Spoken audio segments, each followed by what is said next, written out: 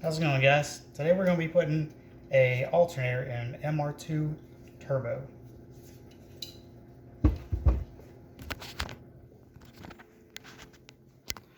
Now most of the time, everybody tries to put these alternators, change them out, and they think that you gotta, let's see, I get this camera set up.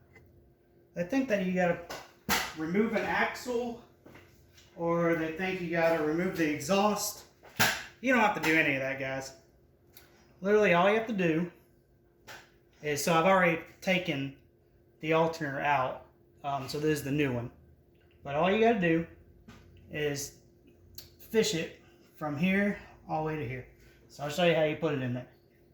You literally just stick the alternator, oh, wrong way, just down here. Get it on this side of the transmission. Just fish it down there. Put it right there on top of the transmission mount. And then you go over here.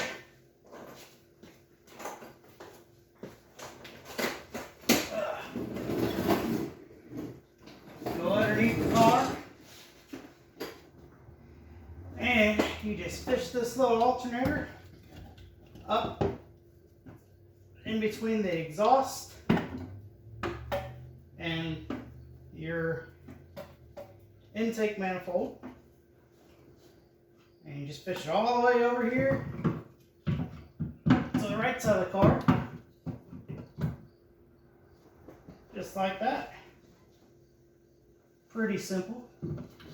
Now, the alternator is sitting here on the bracket where it should be. Literally takes 5 minutes after you've unbolted it to do that.